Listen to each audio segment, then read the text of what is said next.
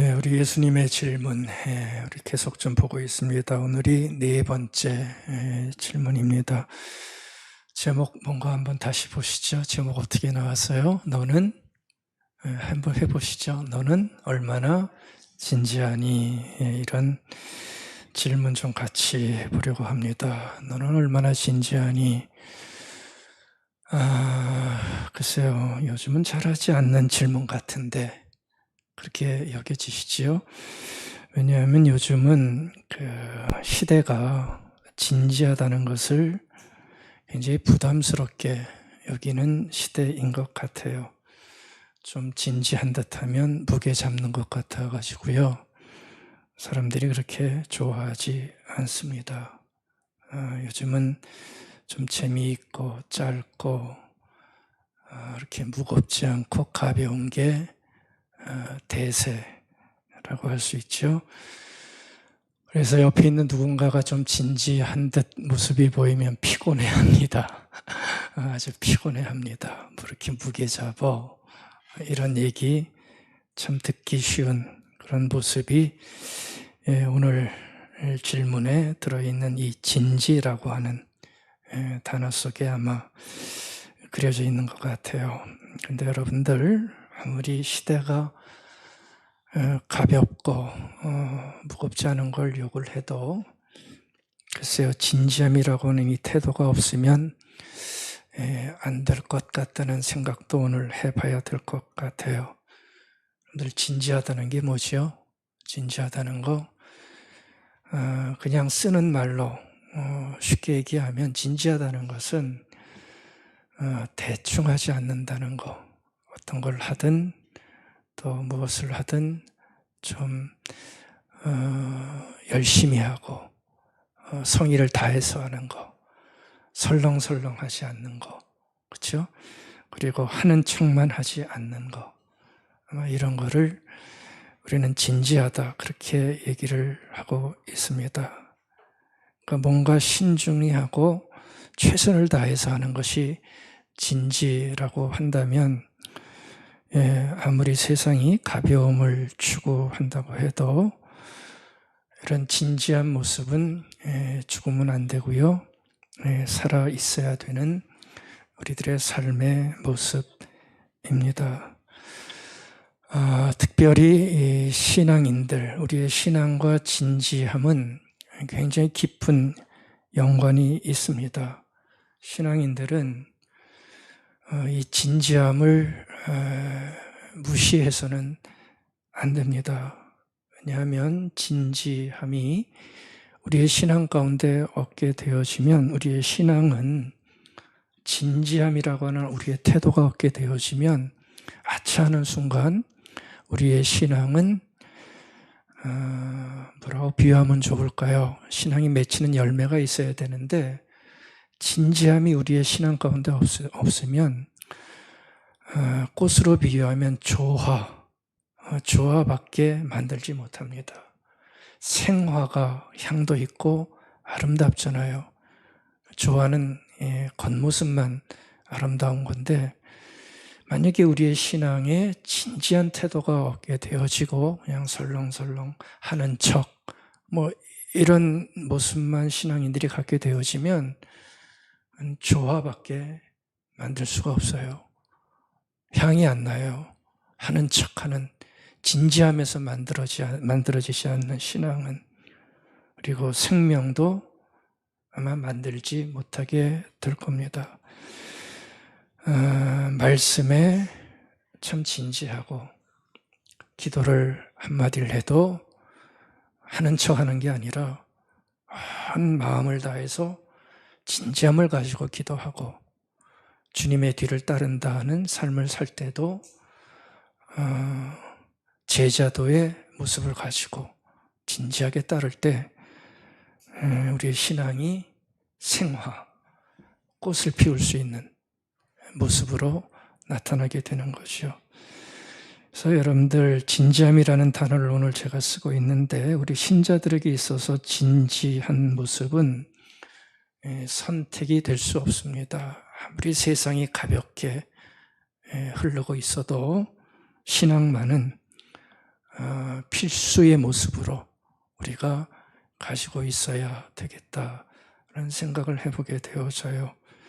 진지함은 우리가 가져야 되는 성품이고 우리가 가질 태도가 되어야 되고 또 우리가 가져야 되는 삶의 자세라고 할 수가 있습니다.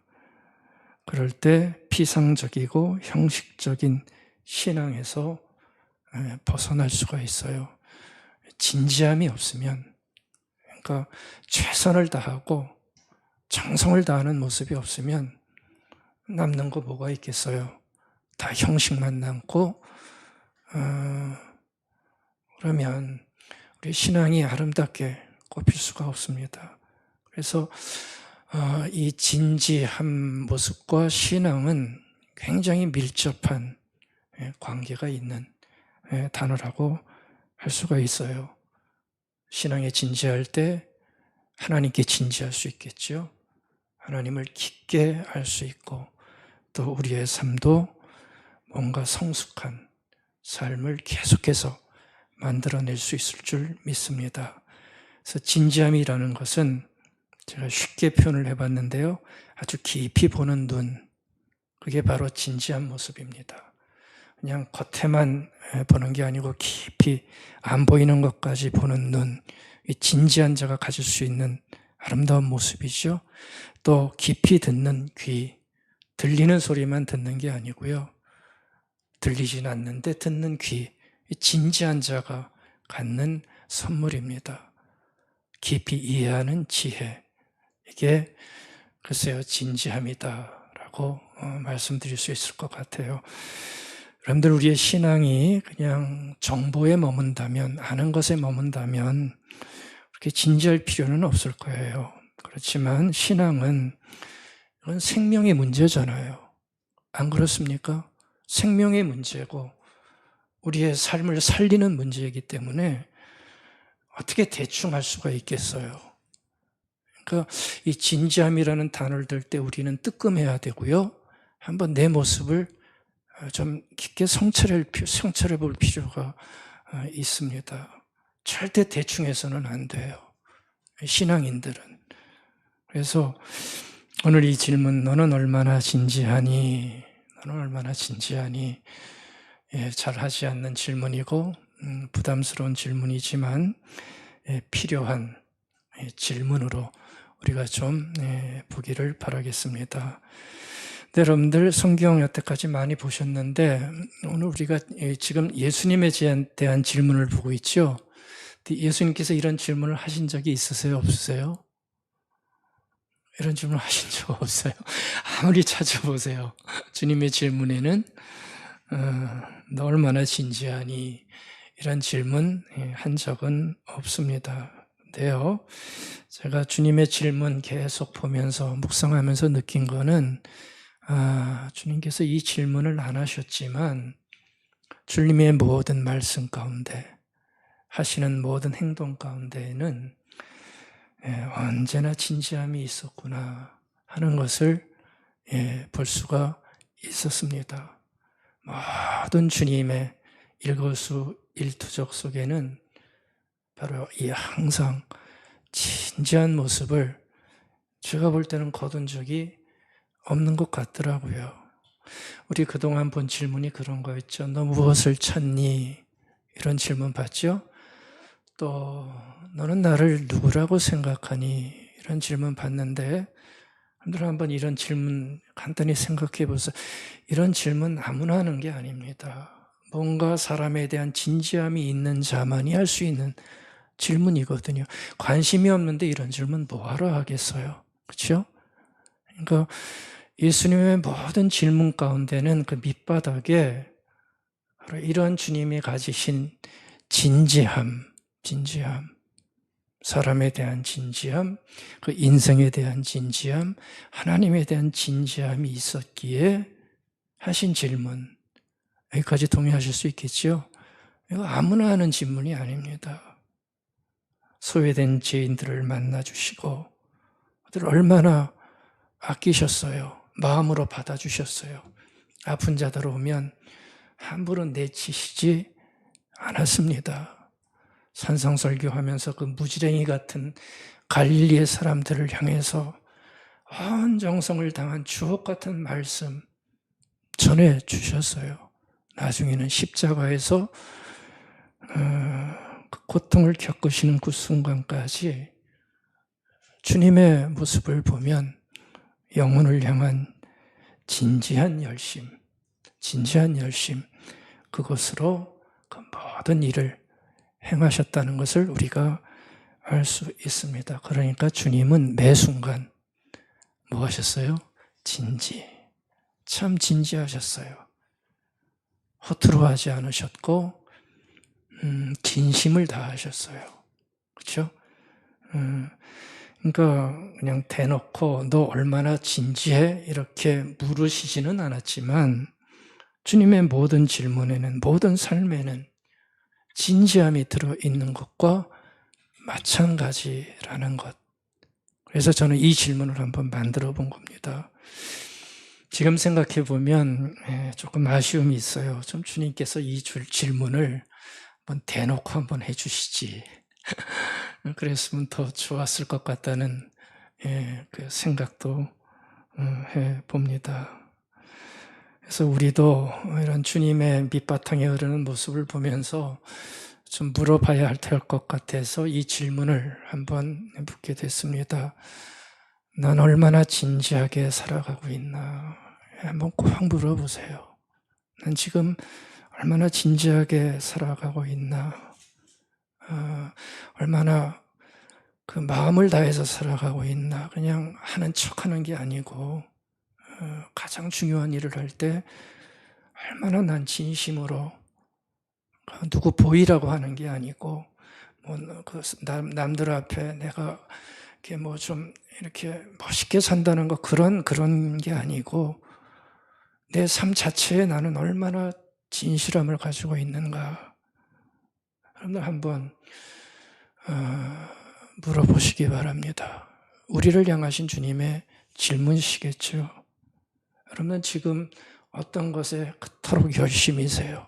무엇에 진심을 다해서 살고 계세요? 아니 진지하고 싶으시다면 어떤 것에 진지하고 싶으세요? 지금 여러분들은 진지할 것에 진지하십니까? 아니면 시간 지나면 다 헛된 것에 진지하지 않아도 될 것에만 열심을 내고 있습니까? 저는 우리 교우들은 이제 연배도 있고 그래서 그렇지 않다는 거 알지만 그래도 한 번은 얘기를 해야 될 것 같았어요. 혹시 나의 진지함 속에 진지하지 않아도 될 것에 너무 목매어 있는 건 아닌가? 내가 생의 마지막 순간까지 진지하게 견지해야 될 것이 있다면 어떤 진지함일까? 그쵸? 물어볼 만한 질문입니다. 그냥 나이 들었다고 이렇게 살다 하나님 앞에 가는 것보다 마지막 순간까지 뭔가 진지하게 붙잡는 거. 젊었을 땐 못했지만 이제는 좀 더 진지하게 내가 붙잡아야 될 것이 무엇이 있을까? 이런 거 주님도 질문하실 것 같습니다. 우리는 다 각자 지금 열심히 살아갑니다. 진지합니다. 하지만 오늘 본문 잠깐 보면서 우리 주님께서 원하시는 진지함이 있는데 그 진지함을 좀 살펴보면서 진지함에 대한 새로운 도전 또 생각이 우리 모두에게 좀 새롭게 일어날 수 있으면 좋겠습니다. 오늘 본문 한번 보시죠. 길게 봤는데 참 잘 알고 있는 본문이죠. 지금 배경은 사마리아 지역입니다. 이스라엘 지도를 펴놓고 보시면 예루살렘 위가 다 사마리아 지역인데 그 사마리아 지역 수가성이라고 하는 한 우물가가 이제 오늘 본문의 배경으로 나옵니다. 근데 지금 그 우물가에 한 여자가 나왔다고 그러죠. 낮 12시로 보통 얘기를 하는데 때약볕이는 12시 사람은 없습니다. 그래서 한 여자가 나중에 보지만 환경이 그렇게 좋지 않은 여자였지요. 그 여자가 한 명 있고요. 거기에 또 한 명의 남자, 유대 남자입니다. 예수님이죠. 예수님이 우물가에 오게 되는데 거기서 두 사람이 조우하게 되지요. 제자들과 함께 왔지만 제자들은 먹을 걸 사러 동네에 가고 예수님 홀로 남아 있습니다. 그러니까 주님도 혼자, 여자도 혼자, 소개팅 하는 건 아닙니다. 아무튼 1대1로 우물가에서 만나고 있는 장면이 거기 나와요. 그러니까 둘밖에 없으니 얼마나 어색했을 거예요. 어색한 이유는 더 있지요. 뒤에 나옵니다. 근데 주님께서 먼저 그 어색함을 깨고 뭐랍니까? 말을 붙이기 시작하죠. 어떤 말을 붙이죠? 우물가니까 실제로 목이 말랐어요. 물 좀 달라. 물 좀 달라. 아니, 주님 떠먹지 왜 물 달라고 그래. 근데 떠먹을 수 있는 환경이 아니었죠. 우물이 깊으니까. 그래서 물 좀 달라. 이런 요청입니다. 그렇게 말을 붙이기 시작해요. 그런데 오늘 본문에 보면 두 번의 요청이 나온다는 걸 알 수 있을 거예요. 첫 번째 요청이 바로 7절 물 좀 달라. 그게 첫 번째 요청이고요. 16절 보셨어요? 가서 내 남편을 불러와라. 이것도 요청이죠. 그 여자를 향한 두 번의 요청이 오늘 이 본문에 나와요. 근데 이 요청을 한번 잘 보셔야 됩니다. 이 요청을 보면 우리는 그냥 하는 얘기처럼 들리지만 이게 참 힘든 요청입니다. 그리고 굉장히 위험천만한 요청을 주님께서 그 1대1로 있는 그 여자에게 지금 하고 있는 장면이라고요. 물 좀 달라. 물 좀 달라. 여러분들 그 시대는 너무나 평범한 요청인데도 이런 평범한 요청조차도 하기 힘든 시대예요. 그러니까 불행한 시대지요. 물 좀 달라는데도 물 좀 달라는 말조차도 하기 힘든 시대란 말이에요. 이 불행한 시대잖아요. 가로막힌 시대라고요. 아주 평범한 얘기도 못해요. 이런 건 불행한 시대예요. 근데 지금 그런 모습이 나오는 거예요. 물 좀 달라. 이게 왜 이렇게 힘들어요? 여자는 어디 사람이에요? 사마리아 사람. 남자는 어디 사람이에요? 유대 사람. 근데 이 두 민족이 계속 싸우는 거예요. 역사가 오래됐어요. 그러니까 그냥 담이 너무 높은 것이요. 말을 못 건네는 거예요, 서로가. 이렇게 평범한 말인데도. 그렇게 말 붙이기도 힘든 시대예요. 그러니까 예수님께서 이 여자에게 물 좀 달라. 간단한 것 같지만 이제 뒤에 보시면 알겠지만 절대 간단한 게 아니에요. 근데도 주님께서는 글쎄요, 용기를 내셨는지 여자를 향해 물 좀 주십시오. 이렇게 요청을 하고 있습니다. 근데 이 요청을 받고 여자가 굉장히 당황하고 아마 놀랬던 것 같습니다. 유대인 남자가 사마리아 여자인 나에게 말을 붙이다니. 그렇죠? 아무리 보는 사람이 없어도 이거는 해서도 안 된 일이고요. 이것은 하기 쉬운 일이 아닙니다. 그러니까 물 좀 달라는 이 요청에 이 여자는 기겁을 했을지도 모르겠어요. 가뜩이나 사람을 살리는 여자인데 기겁을 했을지도 모른다고요. 여러분들 물을 준다고 할 때 물을 어떻게 줄 수 있죠? 손으로 이렇게 떠서 줄 수도 없잖아요. 물을 주려면 뭘 통해서 줘야 돼요? 바가지. 주님께서 바가지가 없어서 사실은 부탁할 수도 있다고요. 바가지가 있어야 물을 줘야 되는데 근데 여러분들 그 시대의 사람들은 서로가 불결하다 해서요. 쓰는 그릇조차 공유하지 않았던 사람들이에요.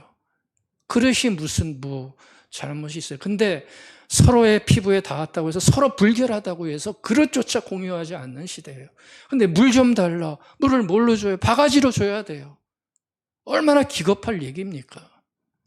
그러니까 이 여자가 글쎄요. 기겁할 수도 있지요. 이건 그들의 상식에 의하면 할 수 없는 요청을 하는 거예요. 절대 간단한 부탁이 아니라는 거 먼저 좀 이해하십시오. 그러니까 이 여자가 그 말을 듣고 사실은 조롱까지 하는 느낌을 받을 수 있습니다. 9절이 바로 그 얘기죠. 유대인인 당신이 사마리아 여자인 나에게 물을 달라 할 수 있는가? 여러분들 이거를 잘 보셔야 됩니다. 이 안에 있는 뉘앙스를 잘 보셔야 돼요. 이게 무슨 얘기냐 하면 이런 얘기하는 거나 마찬가지예요. 당신은 자존심도 없어. 당신은 자존심도 없어. 우리 민족이, 당신들과 우리 민족이 어떤 나라요? 근데 당신은 자존심도 없어? 목말라 죽으면 죽었지. 아니 유대인 남자가 돼서 사마리아 여자인 나에게 물 달라 할 수 있느냐? 조롱하는 거나 마찬가지입니다. 조롱하는 거예요. 근데 주님 입장에서 이런 말 들을 이유가 없죠. 그렇죠? 뭐하러 이런 안 좋은 소리 듣습니까? 겉모습 딱 보니까 누가 봐도 별 볼 일 없는 여자예요. 사람 피해 다니는 것 같아요. 행색도 남루해요. 이렇게 어려워할 만한 사람이 아니에요. 안 그렇습니까? 그렇다면 또 사마리아 여자예요. 제자 올 때까지 기다렸다가 물 마시면 될 텐데 주님은 그렇게 안 하시고요. 말을 섞은 거예요. 섞을 필요도 없고 섞어가지고 조롱받을 이유도 없는데 주님은 그런 얘기 들으면서도 말을 섞는 거죠. 그리고 보시지만 이렇게 비아냥거림이 있어도요. 물러서지를 않고 있습니다. 그래서 각설하고 저는 오늘 우리 단어로 말하면 주님은 지금 이 여자에게 진지한 것을 거두지 않고 있다는 거. 이 여자에게 주님은 제가 볼 때는 진지하세요. 겉모습 보고 판단하지 않고 대충대충 하지 않고 아주 진심으로 한 인격체로 그 여자에게 접근하고 있다는 거. 저는 그렇게 보여집니다. 절대 행색이 남루하다고 가볍게 여기지 않고요. 진심을 아주 진지하게 대하고 계세요. 여기서 우리 질문해야 되겠죠. 뭐 얻어가질 게 있다고 이렇게 진지하실까? 여러분들 왜 주님이 이 여자에게 진지하실까요? 한번 물어봐야 되잖아요. 얻어가질 게 있어야 진지하잖아요, 우리는. 이 여자에게 왜 진지하실까요? 물 달라고 했다 이런 핀잔까지 듣는데 뭐 때문에 이렇게 계속 진지하실까요? 주고 싶은 것이 있었기 때문 아니겠어요? 그거밖에 이유가 없어요. 주고 싶은 거. 그러니까 주님께서 이 여자를 보자마자 알아차리신 거예요. 여기서 한 가지 더. 주님께서 사마리아 여자가 있는 이 우물에 어떻게 오셨을까? 이 여자를 알고 일부러 오셨을까? 아니면 지나가시다가 우연히 만났을까? 여러 학설이 있습니다. 어떤 학설이든 좋아요. 그 자리에 오셔가지고 이 여자를 만나서 좋아했어요. 근데 그 여자를 딱 보는 순간 주님께서 사람은 그런 거 있잖아요. 보면 알아차리는 게 있잖아요. 딱 보는 순간 주님께서 알아차리신 것 같아요. 이 여자도 나처럼 목이 마르구나. 물이 없어서 목이 마른 게 아니라 영혼의 갈증. 여러분들 사람 보실 때 그런 거 보신 적 있으세요? 참 피곤하게 사시는구나. 갈증이 있구나. 주님 그걸 보신 것 같아요. 영혼의 갈증. 자기는 목이 말라왔지만 이 여자를 딱 보는 순간 턱 하고 느끼는 마음의 아픔 같은 게 아마 느껴졌었던 것 같아요. 이 여자도 목이 마르구나. 그래서 물 좀 달라는 요청 뒤에는 제가 볼 때는 이 여인을 향한 주님의 질문이 숨어 있는 것 같아요. 너는 왜 목마르니? 그렇죠? 너는 왜 이렇게 갈증을 느끼니? 다른 사람은 못 봐요. 주님은 보시고 물으시는 거예요. 그래서 물 좀 달라. 너 왜 이렇게 목마르니? 왜 이렇게 갈증을 느끼니? 나도 너에게 물을 주고 싶다. 근데 이 물은 너의 존재를 해갈시켜줄 생명의 물이다. 이 생명의 물을 너에게 주고 싶다. 그래서 진지하세요. 그 여자를 보면서. 14절입니다. 내가 주는 물을 마시는 자는 영원히 목마르지 아니하리니 내가 주는 물은 그 속에서 영생하도록 솟아나는 샘물이 되리라. 아멘. 이걸 주고 싶었어요. 그러니까 주님은 이 여자가 좀 제대로 살기를 원하셨던 것 같아요. 사람답게 살기를 원하셨던 것 같아요. 자신의 불행한 과거, 거기에 매여가지고 고단한 삶을 살아가는 한 존재 아닙니까? 그렇죠? 불행한 과거에 매여서 벗어나지 못하고 너무 고단하게 살아요. 관계도 끊고 혼자서 숨어 사는 그 여자 아닙니까? 땅에 매여가지고 하늘을 한 번도 쳐다보지 못하는 불행한 삶을 보면서 거기서 벗어나기를 원하셨던 것이요. 이것 때문에 주님은 대충 그 여자를 만나실 수 없었던 거 아닐까.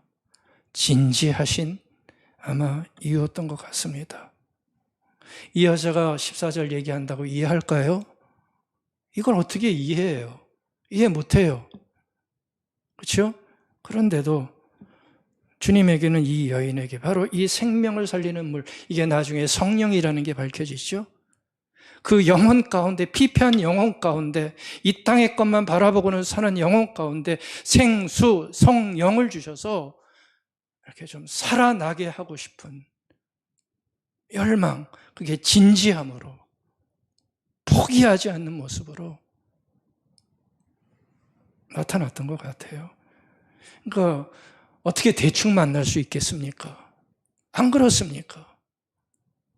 그걸 안다면 대충 만날 수가 없죠.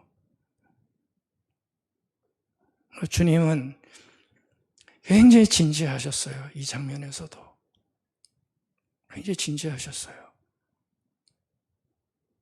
요거 하나 정리해 두십시오. 두 번째 요청이 16절에 나오죠. 예, 이런 장면 보면 참 주님도 대단하신 것 같아요. 16절인데 16절 요청은 뭐라고 그랬죠? 가서 내 남편, 가서 네 남편 데려와봐. 남편 불러와라. 지금 이 요청을 하신 시점은 역시 이 여인이 주님이 하신 말을 믿지 않고 뭔가 좀 이렇게 태클을 거는 비아냥거릴 때 바로 이 말씀을 하고 계신 거예요. 이 여인이 쭉 듣더니 그런 얘기하죠. 뭐 우물 생수 얘기하니까 당신이 뭔데 야곱처럼 생수를 준다고 하는가? 그게 야곱의 우물이라고 그랬잖아요. 야곱 얘기를 하는데 당신이 뭔데 야곱처럼 생수를 준다고 하는가? 야곱은 굉장히 위대한 인물로 그들에게 비춰진 인물이란 말이에요. 근데 당신이 뭔데 야곱을 들먹이는가? 당신이 야곱보다 큰가? 이게 지금 마음에 안 든다는 거 아닙니까? 무시하는 거란 말이에요. 당신이 뭔데? 야곱보다 큰가? 도대체 어디서 영원히 목마르지 않은 물을 줄 수가 있는가? 지금 이런 얘기할 때란 말이에요. 근데 여러분들, 만약에 말입니다. 여자가 계속 이런 것 갖고 예수님에게 시비를 거리면 예수님이 의도하셨던 생수를 받을 수 있을까요? 없을까요? 없죠. 사람이요, 겁을 하면 아무리 좋은 것도 받을 수 없잖아요. 계속 딴지 거는데 어떻게 아무리 좋은 거 주고 싶어도 그걸 받을 수 있겠어요? 못 받는다고요. 주님께서는 진지하셨다고 그랬잖아요. 어떻게든 주고 싶단 말이에요. 그 한 여자를 일으켜 세우고 싶단 말이에요. 그래서 그냥 물러서면 안 돼요. 그래서 제가 볼 때는 특단의 조치를 취하신 거예요. 특단의 조치. 근데 그 특단의 조치가 뭐예요? 가서 내 남편 불러와. 요청을 하는 거죠. 여기에 무슨 단어가 쓰여졌죠? 남편. 남편이라는 단어가 들어가 있어요. 이 여자에게 있어서는 한이 맺힌 단어겠죠. 5번 쫓겨난 여자예요. 남편, 남자 징글징글 맞을 거예요. 이놈의 남자들 징글징글 맞을 거예요. 그 당시에는 남자들이 쫓아내는 사람들이 많았다고 합니다. 자꾸 이 여자를 죄인으로 편견을 가지고 보는데 사회의 희생양일 수도 있어요. 그러니까 이 여자에게는 이 남편이라는 단어가 들어가면 이건 이 여자에게 있어서 아킬레스건이에요. 그렇죠? 굉장히 위험천만한 단어라고요. 근데 남편 가서 불러와. 여인의 수치고요. 그의 인생을 나락으로 떨어뜨린 고통의 원인, 본질, 핵심이 남편이라고요. 남편 불러와. 주님은 이 여자의 고통을 알지만 피하지 않고요. 어떻게 보면 정면 돌파하시는 거예요. 왜냐하면 이 여자가 갇힌 상처와 고통의 본질이 뭐였어요? 관계, 남편, 남자. 그게 상처의 본질 아니었습니까? 그래서 이것을 해결하지 않으면 뭘 해도 이 여자의 삶은 해결될 수 없고 변할 수 없기에 주님은 아프지만 상처를 드러낸다고 그러죠. 탁 하고 건드리시는 거예요. 자꾸 시비를 거니까 이거 누르려면 특단의 조치가 필요했는데 그게 뭐예요? 가장 아픈 그의 고통. 지금 이 여자가 도망다니는 그 고통. 남편. 그 길을 탁 꺼내시면 가서 남편 불러와. 남편이 없다는 것을 이미 알고 계셨다고요. 근데도 남편 불러와라. 그렇죠? 남편 불러와라. 골탕 먹이려고 그런 게 아니라요. 부끄럽게 하려는 것도 아니고요. 자꾸 뭐라 그러니까 기죽이려고, 여자 기죽이려고 그러는 것도 아니고요. 자신의 문제에 정직하게 대면함으로써 뭔가를 일으켜 세워주고 싶었던 것 같아요. 그렇죠? 이거 해결하지 못하면 이 여자는 다른 거 아무리 해도 해결받을 수 없어요. 그러니까 남편 불러오라는 요청 뒤에는 물 좀 달라는 요청과 마찬가지로 주님께서 질문하시는 겁니다. 너 지금 뭐 때문에 그렇게 아프니? 너의 고통은 뭐니? 그 고통에서 너 어떻게 하면 벗어날 수 있니? 바로 그 질문을, 뼈 아픈 질문을 지금 이 여자에게 하고 있는 거죠. 우리 수술하려면 상처를 드러내야 되잖아요. 회복도 마찬가지입니다. 회복도 묻어둬서는 회복이 일어나지 않습니다. 드러내서 끄집어내서 정직하게 대면하여 고쳐야만 회복할 수 있습니다.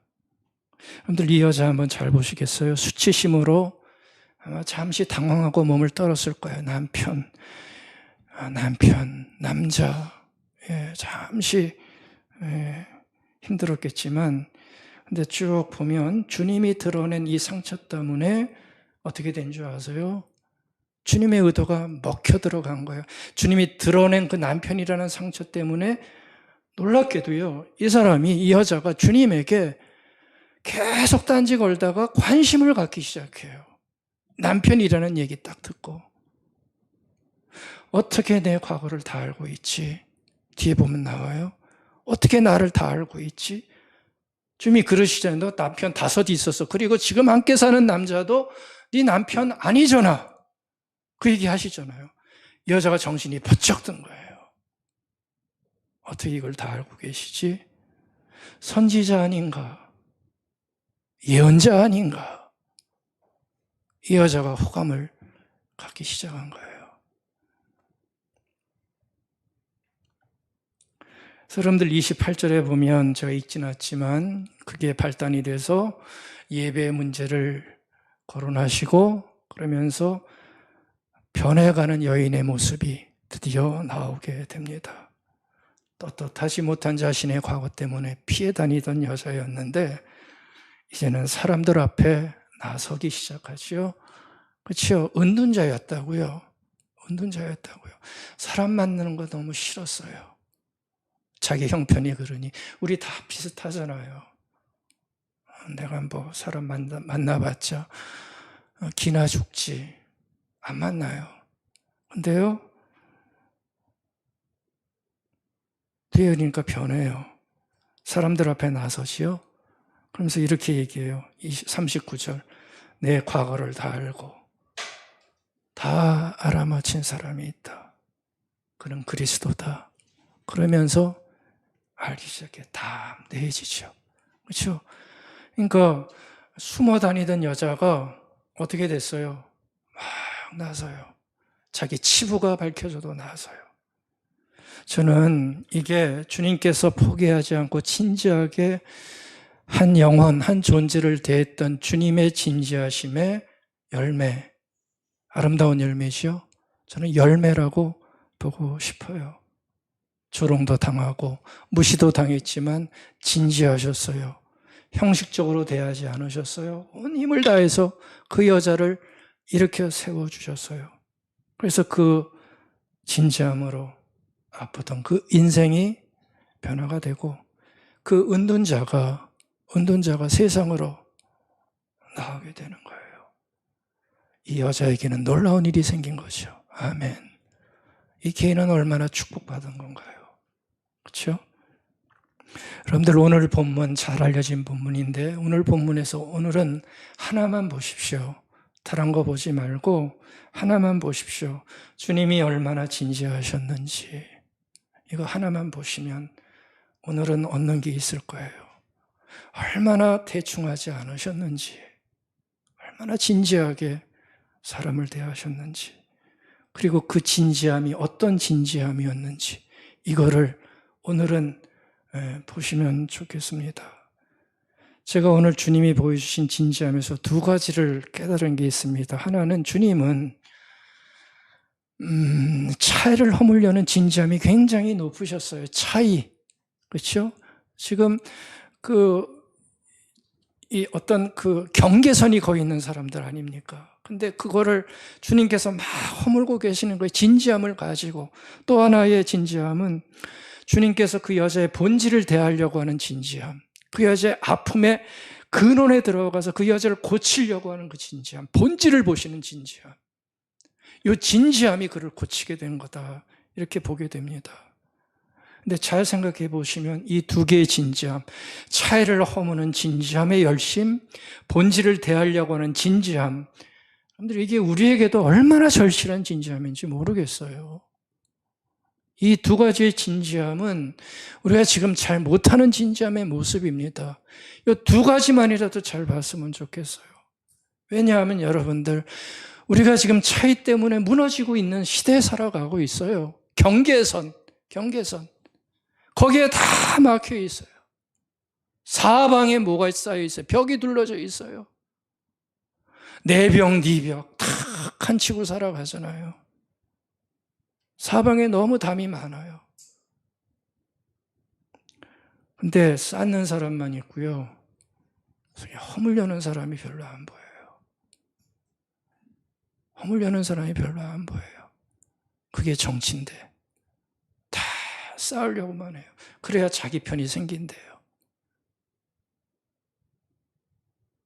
근데요, 허물려는 진지함이 글쎄요 세상에는 없어도 우리들에게는 좀 이 주님의 진지함을 통해서 생겨져야 되겠다는 생각 꼭 해봐야 되지 않겠습니까? 쌓는 사람만 있으면 어떡합니까? 허무는 사람도 있어야 되죠. 허무는 사람도 있어야 되죠. 벽을 허물기 위한 첫걸음, 이거 진지하지 못하면 할 수 없어요. 주님처럼 조롱도 받을 수 있고요. 네가 뭔데? 조롱도 받을 수 있고요. 근데도요, 이 진지함을 교회들, 성도들은 포기하면 안 될 것 같아요. 사회의 벽만 아니에요.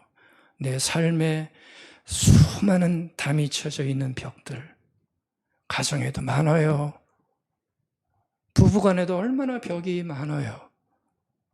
이 벽을 허물려고 하는 누군가의 한 사람의 작은 진지함, 그것이 있을 때 삶이 살아나게 되는 거죠.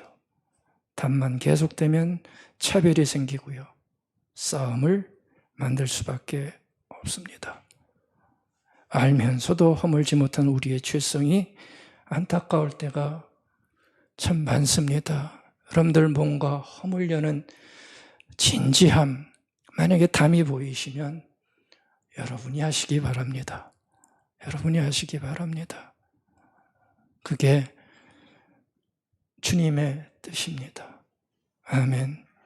우리 다 열심히 살고 악착같이 삽니다. 얼마나 다 열심히 사는지 몰라요. 직장 나갔다가 밤에는 배달하는 분들이 꽤 많다고 그래요. 다 그렇게 악착같이 살아요. 근데요, 왜 사느냐고 물으면 다 자신이 없어요. 왜 그렇게 악착같이 살아요? 왜냐고 물으면 다 자신이 없어요.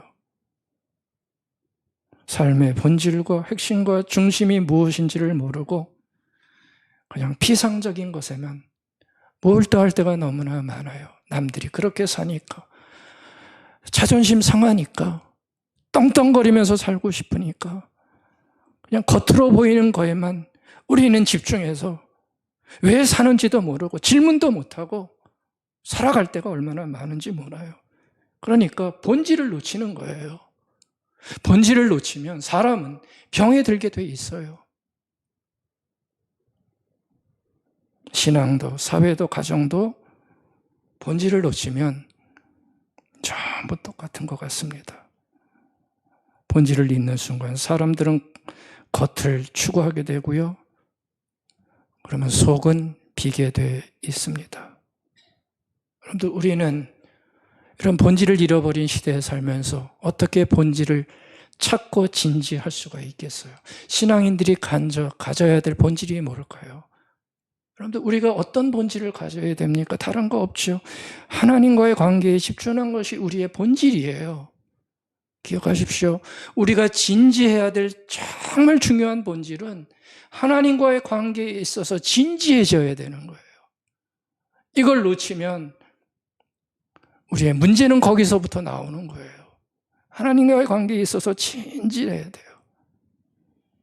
가정에서는 가족 간의 사랑과 신뢰가 진지해져야 되겠죠. 최선을 다해야 되겠죠. 내가 살아준다, 그런 거 아니고요. 최선을 다해서 내가 왜 예배하는지, 왜 이토록 열심히 일하는지, 왜 당신과 내가 함께 살아가는지 다른 이는 몰라도 하나님을 믿는 나는 알아서 이 본질을 놓치지 않아야, 본질을 놓치지 않아야 그때 비로소 말도 통하고요, 사랑도 생기고요, 의미가 생기게 되는 것 아니겠어요? 여러분들 본질을 놓치면 여러분들의 예배도, 여러분들의 일도, 사랑도 다 공허해질 수밖에 없어요. 이 여자는 삶의 상처로 본질을 잃어버렸어요. 주님은 그거를 파고드는 거예요. 파고드는 거예요. 주님은 본질을 회복시키기 원하세요. 그래서 본질을 우리도 찾아야 됩니다. 찾기 위해 진지하시기 바랍니다. 본질을 찾을 때 문제가 보이고 나의 해법이 보이기 시작해요. 관계도 깊어지고 신앙도 풍성해지고 삶도 넉넉함과 사랑으로 넘칠 수 있어요. 이거 없으면 사마리아 여자처럼 되는 거예요. 아픔 속에 설 수밖에 없죠. 여러분들, 진지함이라는 것은 무게가 아닌 깊이라고 그러더라고요. 깊이. 그렇죠. 내면의 깊이. 부담이 아니라 축복입니다. 아멘. 진지함은 부담이 아니고 축복입니다. 주님께서 사마리아 여인에게 보여주셨던 이 진지한 관심과 사랑이 저와 여러분의 모습이 되면 얼마나 좋을까요? 아멘. 얼마나 좋을까요? 많은 것들을 회복시킬 수 있을 것입니다. 힘이 들 때마다 신기일전에서 우리 다시 좀 진지해지십시다. 진지해지십시다. 사는 척 살지 말고 매 순간 좀 깊어지십시다. 진지해지십시다. 삶을 사랑하고 열심히 살아가십시다. 안 되는 일에 너무 집중하며 의기소침하지 말고 그럴수록 더 하나님께 진지하고 내 옆에 있는 이들에게 진지해지고 말씀도 진지하고 기도에 진지하고 사랑에 진지해지십시다. 큰 선물 주시지 않을까요? 아멘. 사마리아 여자처럼 일어나게 만들어 주실 줄 믿습니다. 이런 놀라운 은총이 우리 모두에게 있기를 바라겠습니다. 아멘.